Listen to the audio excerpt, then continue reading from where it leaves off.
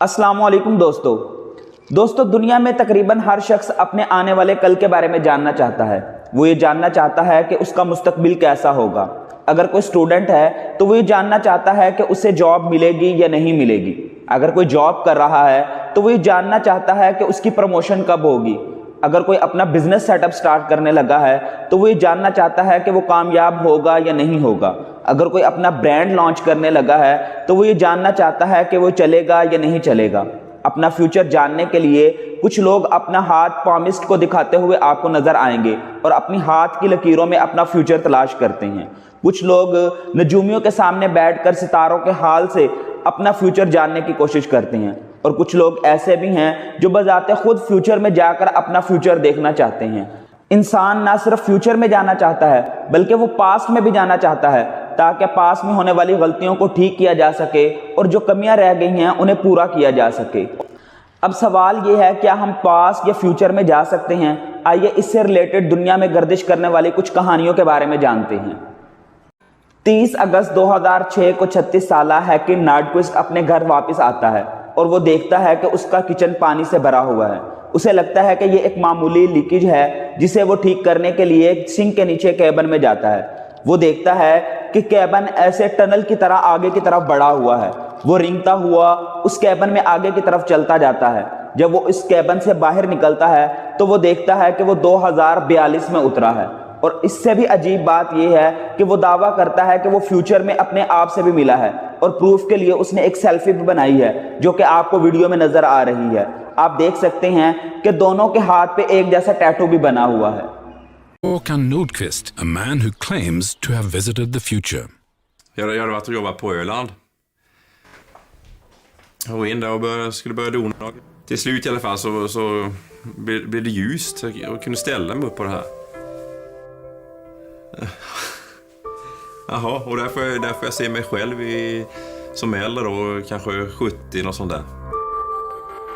It would be very easy to dismiss Håkan Nordqvist as a liar if it wasn't for this.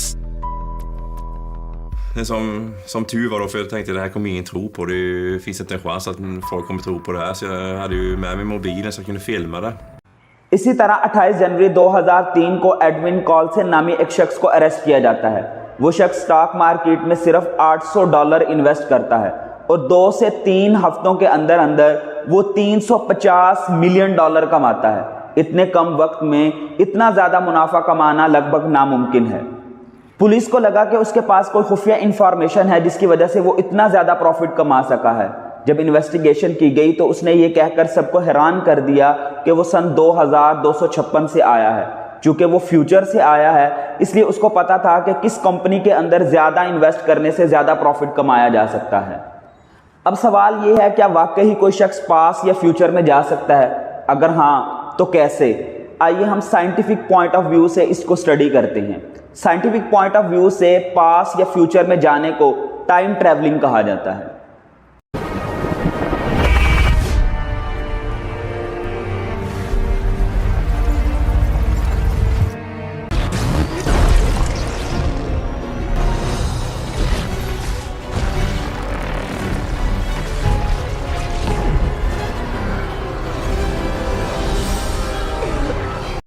जब भी हमारे सामने past या future में जाने की बात की जाती है तो हमारे जहन में सबसे पहले जो चीज आती है वो है टाइम मशीन। उसकी वजह यह है कि हमने फ्यूचर या पास्ट में जाने का जो भी सीन देखा है वो फिल्मों में देखा है, जिसमें आपने देखा होगा कि कोई शख्स किसी गैजेट को या किसी मशीन को इस्तेमाल करता है और पास्ट या फ्यूचर में चला जाता है। एक मशहूर कार्टून सीरीज डोरेमोन में भी आपने टाइम मशीन का कॉन्सेप्ट देखा होगा। बेसिकली 1895 में रॉबर्ट जॉर्ज वेल ने द टाइम मशीन नामी एक नावल पब्लिश करवाया था। दुनिया में जितनी भी फिल्में या कार्टून टाइम ट्रैवलिंग पर बन रही हैं तकरीबन सभी इस नावल से इंस्पायर्ड होकर बनाई जा रही हैं।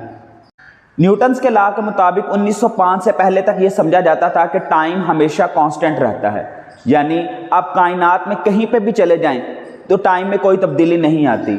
ना टाइम कम होता है और ना ही ज्यादा होता है।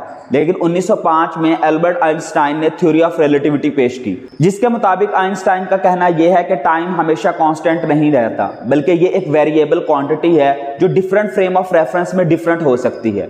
आइंस्टाइन के मुताबिक टाइम दो चीजों पर डिपेंड करता है, नंबर एक स्पीड और नंबर 2 ग्रेविटी। पहले हम टाइम और स्पीड के रिलेशन को देखते हैं। टाइम और स्पीड एक दूसरे के इन्वर्सली प्रोपोर्शनल होते हैं, यानी अगर स्पीड फास्ट होगी तो टाइम स्लो हो जाएगा। इस कॉन्सेप्ट को हम यूं समझ सकते हैं कि अगर हम दो एक जैसे क्लॉक लेते हैं और दोनों पर टाइम भी सेम होता है, एक क्लॉक को हम एयरक्राफ्ट में लगा देते हैं और दूसरे क्लॉक को हम जमीन पर ही रखते हैं, तो चूंकि एयरक्राफ्ट बहुत स्पीड से मूव करता है तो एयरक्राफ्ट में लगे हुए टाइम जो क्लॉक होगा उस पर टाइम जमीन पर लगे हुए क्लॉक के निस्बत बहुत स्लो पास होगा। आप सोच रहे होंगे ऐसे कैसे हो सकता है भला? जी हाँ दोस्तों, हकीकत में ऐसा ही होता है और इस फिनोमिना को टाइम डायलेशन कहा जाता है। 1971 में साइंटिस्ट ने टाइम डायलेशन पर एक एक्सपेरिमेंट किया। उन्होंने सीजियम के 4 क्लॉक्स लिए और उन्हें ऐसे एयरक्राफ्ट में नस्ब किया जो ज्यादातर दुनिया के गिर्द सफर में रहते थे। जब उन्होंने एयरक्राफ्ट में रखे हुए क्लॉक का मुवाजना लैब में रखे हुए क्लॉक से किया तो उन्हें मालूम हुआ कि एयरक्राफ्ट में रखे हुए क्लॉक पर टाइम जमीन पर रखे हुए क्लॉक के निस्बत स्लो पास हुआ है। लेकिन टाइम का यह फर्क बहुत कम होता है, चंद नैनो सेकंड, जो ना होने के बराबर होता है और जिसे आमतौर पर नोट नहीं किया जाता।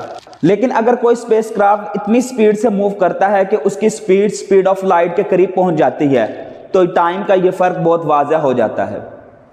फर्ज करें एक एस्ट्रोनॉट जिसकी उम्र 25 साल है अपने 22 साल छोटे भाई को जमीन पर छोड़कर स्पेस में जाता है और स्पेसशिप के टाइम के लिहाज से 10 साल बाद वापस आता है, तो इसकी उम्र 35 साल होगी, मगर इसके छोटे भाई की उम्र तकरीबन 40 साल होगी। आप ज़रा गौर करें कि स्पेस में मौजूद भाई के लिए सिर्फ 10 साल का अरसा गुजरा होगा, जबकि ज़मीन पर मौजूद भाई के लिए 18 साल का अरसा गुजर चुका होगा। आप इस बात को ऐसे भी समझ सकते हैं कि फ़र्ज़ करें कि जब बड़ा भाई 2023 में स्पेस में जाता है और स्पेसशिप के टाइम के लिहाज से 10 साल बाद ज़मीन पर वापस आता है, तो इस वक्त ज़मीन पर 2033 नहीं बल्कि 2041 होगा। ऐसा इस वजह से है क्योंकि स्पेसशिप की स्पीड ज़्यादा होने की वजह से वहाँ टाइम स्लो गुजरा होगा, जबकि स्पेसशिप की निस्बत ज़मीन का टाइम फास्ट गुजरा होगा। यही वो तरीका है जिसके ज़रिए हम फ्यूचर में जा सकते हैं, जबकि जो गैजेट और मशीन वगैरह फिल्मों में दिखाई जाती हैं जिसके ज़रिए इंसान फ्यूचर या पास्ट में जाता है, इन सब का हकीकी ज़िंदगी से कोई ताल्लुक नहीं, वो सब एक ख्याली पुलाव है। और आज के वक्त तक ना ही कोई ऐसा स्पेस क्राफ्ट बनाया गया है जो स्पीड ऑफ लाइट से मूव करता हो। दुनिया का सबसे फास्टेस्ट एयरक्राफ्ट FX-15, इसकी स्पीड 7274 किलोमीटर पर आवर्स है, जबकि speed of light 3 lakh kilometre पर आवर्स है। मुझे उम्मीद है आप ये कॉन्सेप्ट समझ गए होंगे। आइए अब हम टाइम और ग्रेविटी का रिलेशन समझते हैं। टाइम और ग्रेविटी भी एक दूसरे के इन्वर्सली प्रोपोर्शनल हैं, यानी अगर हम ग्रेविटी को बढ़ाते हैं तो टाइम स्लो हो जाता है। दोस्तों, हम जानते हैं कि ज़मीन के अंदर एक फोर्स ऑफ अट्रैक्शन पाई जाती है जिसे ग्रेविटी कहा जाता है, जिसकी वैल्यू है 9.8 मीटर पर सेकंड स्क्वायर। अगर हम किसी तरह किसी ऑब्जेक्ट पर इस ग्रेविटी को बढ़ा देते हैं तो उस ऑब्जेक्ट का टाइम स्लो हो जाता है। बिल्कुल उसी तरह जैसे स्पीड के बढ़ाने से टाइम स्लो हो जाता है, इसी तरह ग्रेविटी के बढ़ाने से भी टाइम स्लो हो जाता है। अब देखना यह है कि हम किसी ऑब्जेक्ट पर कैसे ग्रेविटी को बढ़ा सकते हैं। हम जानते हैं कि ज़मीन की ग्रेविटी है 9.8 मीटर पर सेकंड स्क्वायर, लेकिन जो जुपिटर की ग्रेविटी है वो है 24.79 मीटर पर सेकंड स्क्वायर। अगर हम किसी ऑब्जेक्ट को ज़मीन की ग्रेविटी से निकालकर जुपिटर की ग्रेविटी के अंदर लेके चले जाते हैं तो फोर्स ऑफ अट्रैक्शन बढ़ जाने की वजह से उस ऑब्जेक्ट का जो टाइम होगा वो स्लो हो जाएगा। क्या आप जानते हैं कि यूनिवर्स में सबसे स्ट्रॉन्ग ग्रेविटी वाली जगह कौन सी है? दोस्तों, यूनिवर्स में सबसे स्ट्रॉन्ग ग्रेविटी वाली जगह ब्लैक होल है। ब्लैक होल के करीब इतनी स्ट्रॉन्ग ग्रेविटी होती है कि वहां से गुजरने वाली बीम ऑफ लाइट भी बेंड हो जाती है। अगर कोई ऑब्जेक्ट ब्लैक होल की ग्रेविटी में मूव करता है तो जमीन के लिहाज से उस ऑब्जेक्ट का टाइम बहुत ज्यादा स्लो हो जाएगा। तो कुल मिलाकर बात यह है कि अगर हम फ्यूचर में जाना चाहते हैं तो उसका सिर्फ एक ही तरीका है कि किसी तरह हम जमीन के लिहाज से अपने टाइम को स्लो कर दें। इस वीडियो में टाइम को स्लो करने के 2 तरीके बताए गए हैं। नंबर 1, अगर कोई ऑब्जेक्ट स्पीड ऑफ लाइट से मूव करता है तो उसके लिए टाइम स्लो हो जाता है, और अगर कोई ऑब्जेक्ट स्ट्रॉन्ग ग्रेविटेशनल फील्ड में मूव करता है तो उसके लिए भी टाइम स्लो हो जाता है। लेकिन अब प्रॉब्लम यह है कि अभी तक कोई ऐसा स्पेसक्राफ्ट या एयरक्राफ्ट नहीं बनाया गया जो स्पीड ऑफ लाइट से मूव कर सकता हो, और जबकि हमने देखा है कि ब्लैक होल के करीब इतनी स्ट्रॉन्ग ग्रेविटी होती है कि उसके करीब गुजरने वाली बीम ऑफ लाइट भी बेंड हो जाती है। तो इतनी स्ट्रॉन्ग ग्रेविटी में कोई ऑब्जेक्ट मूव करने के बजाय उस ब्लैक होल के अंदर ही चला जाएगा। और जहां तक माजी में जाने का सवाल है तो साइंटिस्ट के मुताबिक माजी में जाना लगभग नामुमकिन है। हम जरा गौर करें तो ये लॉजिकली भी नेचर के खिलाफ है। मान लीजिए कि कोई शख्स माजी की तरफ सफर करता है और माजी में वो किसी ऐसे जमाने में पहुंचता है जहां अभी उसका बाप ही पैदा नहीं हुआ। तो फिर सवाल ये है कि अभी जबकि उसका बाप ही पैदा नहीं हुआ तो फिर बेटे का वजूद दुनिया में कैसे है। टाइम के इस हेर फेर को समझना थोड़ा सा मुश्किल है, लेकिन मैंने पूरी कोशिश की है कि आसान अल्फाज में आपको टाइम ट्रैवलिंग का कॉन्सेप्ट समझा सकूं। मुझे उम्मीद है कि आपको ये कॉन्सेप्ट भी समझ आया होगा और आपको वीडियो भी बहुत इंटरेस्टिंग लगी होगी।